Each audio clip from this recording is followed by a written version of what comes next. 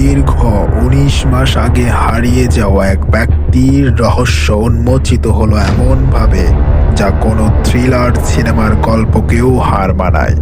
রক্তমাখা একটি ইট আর দীর্ঘকাল বন্ধ থাকা একটি মোবাইল ফোনের সিগন্যাল, এই দুই সূত্র ধরে পুলিশ পৌঁছে গেল এক নৃশংস হত্যাকাণ্ডের গভীরে। বাড়ির পাশের ডোবা থেকে উদ্ধার করা হয়েছে নওগাঁর আত্রাইয়ে শোভনের হাড়গোড়।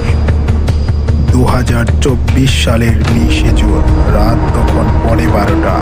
নওগাঁর আত্রাই উপজেলার কয়সা গ্রামের ৩৯ বছর বয়সী সুমন বাড়ি থেকে বের হলেন। ঘড়ির কাঁটা ঘুরল, কিন্তু সুমন ফিরলেন না। শুরু হলো নিখোঁজ সংবাদ, চিঠি আর দিশেহারা পরিবারের কান্নাকাটি।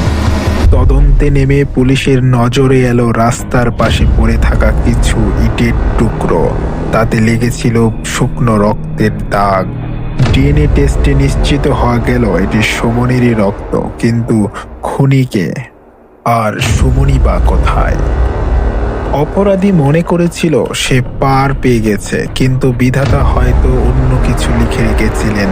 হত্যার পর ঘাতক সুমনের মোবাইল ফোনটি নিজের কাছেই রেখে দিয়েছিল।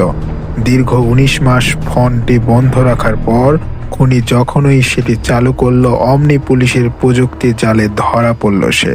আর তখনই বেরিয়ে এলো এক হাড়হিম করা সত্য। কেন খুন হলেন সুমন? ঘাতকের দাবি তার স্ত্রীকে কুপ্রস্তাব দিয়েছিলেন সুমন, আর সেই আক্রোশেই দুই ভাই মিলে সুমনকে ঘর থেকে ডেকে নিয়ে যায়।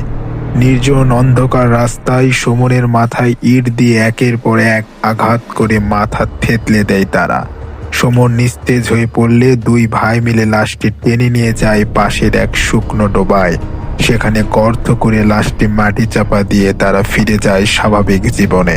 এমনকি এই ১৯ মাসের মধ্যে এক ভাই গত মাসে অপরাধের বোঝা সইতে না পেরে আত্মহত্যাও করে।